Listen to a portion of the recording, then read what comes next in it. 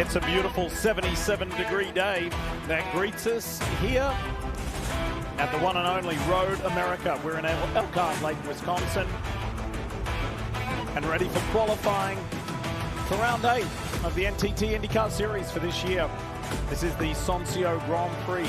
Before cars roll in the separate groups, boy, we've got to relive what went down earlier today. It was a highly eventful second practice session, fellas. Let's kick it off with Colton Herta. Oh, big time. Colton Herta dropping a left side rear off on initial turn in, blowing through the WeatherTech A-frame styrofoam barriers. But this was Alex Palou on the final corner, or the first corner of the time lap, the final corner of a race lap, with a massive impact, James, into the tire barrier. And then his teammate Marcus Ericsson, same spot. Luckily not the same outcome. Marcus gets it all the way around. A little bit later in the corner, he has his moment, but the big fireworks were here. Look at Scott Dixon here. Doesn't see Will Power, comes right across the bow of the number 12 Verizon driver, and Will Power goes for a concrete bashing ride and was not happy about it. No way you're going to be happy about getting your car broken like that right before qualifying. Scott Dixon, he admitted fault. He was trying to get out of the way after a spin of his own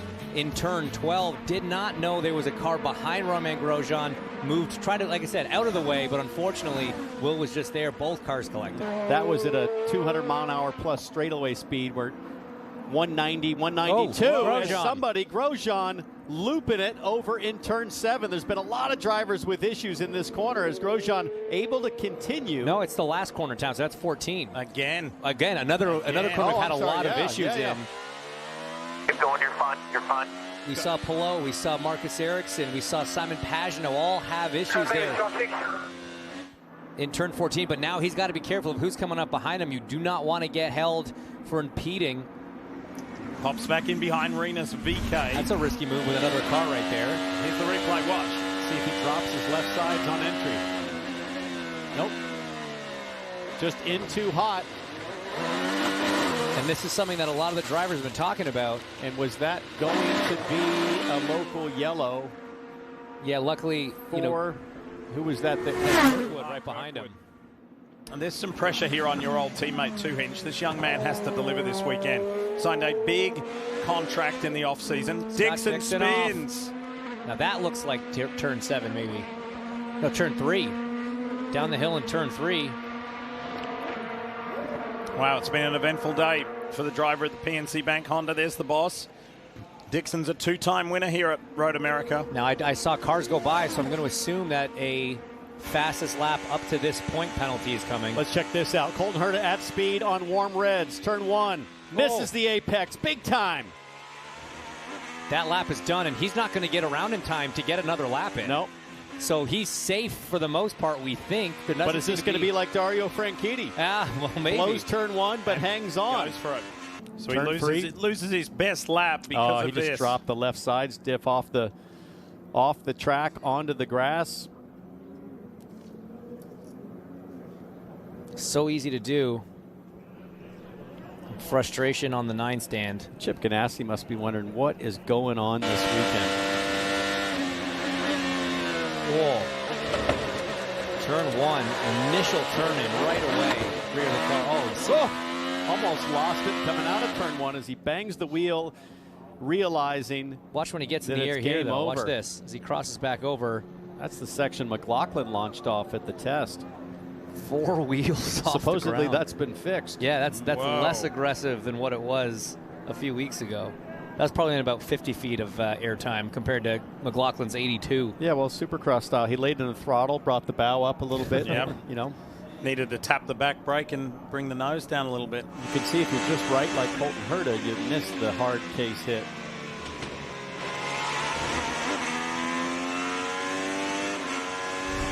So these are the drivers who go no further. Group 1, Q1. They'll be watching the rest of this qualifying session for the Soncio Grand Prix. So David Malukas, after a promising start to the weekend, narrowly misses out on going through to the Fast 12.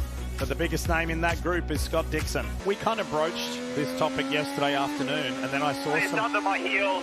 Something's wrong. He's coming right back in the pits. Something under his heels. Could be a tool, could be a bolt. This is the problem, is you have a massive accident Saturday morning. Everybody's in a big rush. sometimes something gets missed, so there's something loose in the cockpit for Will Power, and it's a smart decision from the veteran driver. When I hit the brake, it rolls forward. He might have to get out of the race car to figure this out. Oh boy, 11 minutes, 15 seconds to go. Yeah, if they can't find it fast enough, he'll have to go straight on to the alternates. Hopefully it's a quick find, and he can still get out there. There are some holes in the tub above the pedals that they should be able to reach down in once they get the shock cover off. And there you go. You can hear the crew member saying he can't reach it, so Will might have to get out of the car. It'll cost him a few minutes at most. If they find it, he should be all right.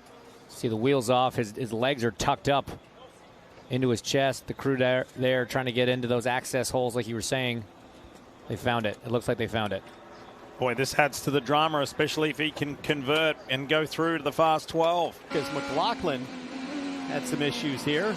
And that's what you're talking about. A little bit offline. Back just starts to go.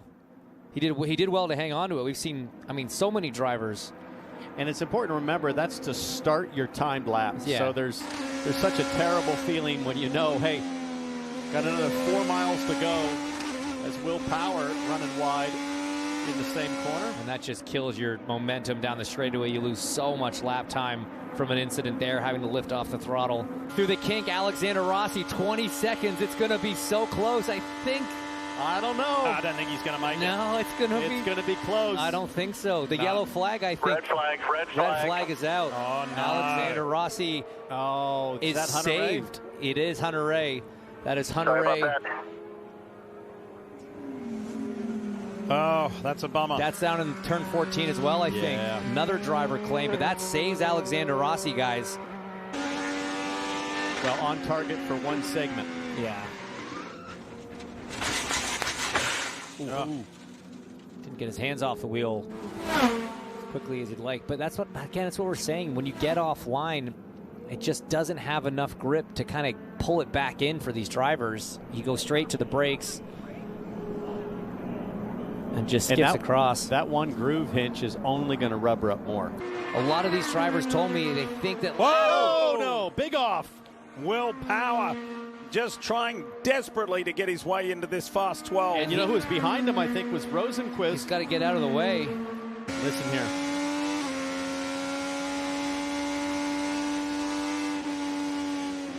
Exactly your point. See it, Townsend. As soon as you're off that line, the car just drifts completely away. That would have been maybe dropping a half a tire last year, and instead it's a full 4 wheels off. And what you're starting to see, too, is just the color variation of the rubbered-in line. It's pretty dramatic. Yeah, the rest of the surface almost looks white in comparison. Yep. Here you get to see it again. Gets high. It's a lot like an oval. In this case, it's not dirt. It's just low grip wide. One driver in particular told me, they said going offline feels like going up into the PJ1 at Texas. And he cannot take this frustration into tomorrow. Starting mid-pack, as you see, Graham Rahal narrowly avoids advancing, but I would say not a bad run for Graham based on how the season has gone. I'm sure he'd like to advance, but it's been progress for sure for his race team. It's a step in the right direction. We talk so much about how Graham shows up on Sundays and starting up there. We've seen him start in the mid-20s quite a bit this year and still pull off solid finishes. So being where he's at, he would have liked to have been up where his teammate Christian Lundgaard was. He was P2 in this session, but still a solid effort. Oh, yeah, too. Let's go for a cool down. Oh boy, something happened in turn 1. Colton Herta off in a big way, but seemingly no damage to the car. Not the first time that's happened this weekend. Now his teammate went by, so that's again going to be the loss of your lap up to this point. That's okay, but he had a big issue, a big save early there. Let's take a look at what happens, Townsend. Is it more of the same? Again, these spins are so peculiar to me. That's a moment that you can catch. Colton Herta's got some of the fastest hands in the sport. He did something very critical, though. Right when it stepped out, he laid into the power to get spin all the way his around. Car further through the corner on rotation, and critically, that'll keep him out of the tire wall and out of car damage. That is a huge moment and an impressive little bit of technique to keep himself out of the fence. This is Pato O'Ward and Marcus Ericsson apparently having a little bit of a moment. Ericsson gets wide. Oh, rejoins right in front of the 5. Shouldn't have held him up too much. Yeah, I mean, he didn't lift. It didn't cost Pato anything.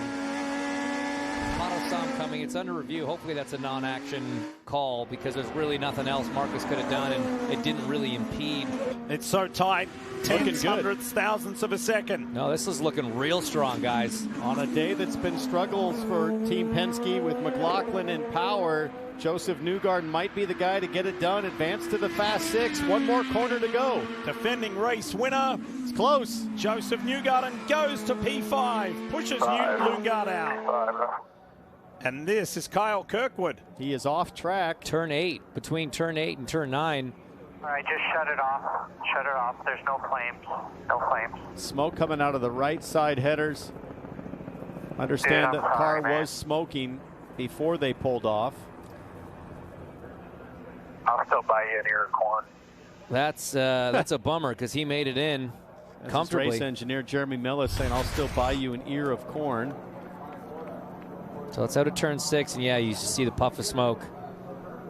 Some sort of terminal issue there. So it's going to be shades of the season opener where Kyle Kirkwood makes it to the Firestone Fast Six. But doesn't participate. But doesn't get to actually activate and participate. Christian Lundgaard, the most unlucky one there, right at the last opportunity, got pushed out. And an excellent job from rookie Benjamin Peterson, making the Fast 12, out-qualifying Santino Ferrucci with a great run. And how about Devlin DiFrancesco getting himself into row 6 there. A bit of a mixed grid from what we're used to seeing. Rossi goes 41-1, but Palou lost a couple of tenths, now down 3 tenths. It looks like he's almost back. Yeah, he's backed off. He's abandoned that lap. It's looking really good for Colton Herta. 5 seconds left on the clock. I don't think anyone's on a lap. Got to remember, this place is special to Colton Herta. This is where he got his first career pole position, 2019, and the youngest ever pole winner. No. Newgarden spins. Look at where the data is now. He was within 800ths before the spin. Now the checkered's fallen. You can't really throw a red. I'm not sure how that works. Over in turn 3. Rossi was right behind, but here's your But pole you can man. throw a local yellow. Hold on. Who is it? Heard it just on the radio saying, who is it? Wanted to know what happened there. But it doesn't matter because Colton Herta has beat his old teammate in Pato O'Ward. They were teammates in Indy Next, rivals now here in IndyCar, and it's Colton Herta with a 10th career pole position. What a day. He's had 3 major moments, but it doesn't matter. Doesn't mean anything. He's had the speed, and he's going to start on the NTT P1 pole position. And there is that excitement that you mentioned, Diff. It has no doubt been a trying day at times, but I think the speed has been there. That part has never been questioned. So Colton will go ahead and present you with the NTT P1 Pole Award here at Road America. It's been an exciting day. As we said, the speed has been there both of these sessions. How did you put it together here to get a lap ultimately that was going to stick at the top of the board? I mean, just great car. We've been working at it the whole time, and like I said earlier, like this place with the repave is not easy. So, you know, to have a car that was stable enough to really attack in that last Fast Six was impressive. So, big props to Nathan O'Rourke, my engineer, the whole Gamebridge Honda crew. Yeah, it's been way too long this year for us to get a pole, so it's nice to finally get one.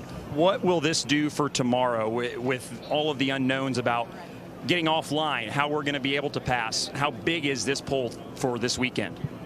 I hope it's big, but I really don't know yet. It's hard to say, but it does make it easier than the last few weeks where we'll be coming from 24th to 14th or whatever. So we have a lot less work to do, so that's nice, and hopefully we can kind of keep it clean and up front and have a great day. Here we go, the grid for the Sancio Grand Prix at Road America. Poleman Colton Herta over former Indy Lights teammate Pato O'Ward. And how about that? 4 different teams represented in the first 2 rows. That's going to be fierce and fun to watch. Alexander Rossi's looked fast all weekend. He'll be a little disappointed starting there on row 3, but a strong race car. And again, great story with AJ Foyt Racing. Benjamin Peterson, the rookie, Great qualifying outside row 5 with Marcus Ericsson, and then Santino Ferrucci, his teammate, coming from row 6. You see a couple drivers you're not used to seeing this far back. 2 Penske's in Scott McLaughlin and Will Power, and of course Scott Dixon down there as well after his challenges. And after all the drama between Power and Dixon in practice, they'll start right next to each other as Helio Castroneves will have to find his way from the 26th starting position. Ryan Hunter-Reay, pretty heavy contact with a crash in the final corner. He will come from the back. Hi folks, Lee Diffie from NBC Sports here. If you truly enjoyed what you just watched, you can get more news, interviews, and highlights by subscribing to the Motorsports on NBC YouTube page. You can get it all, so go for it.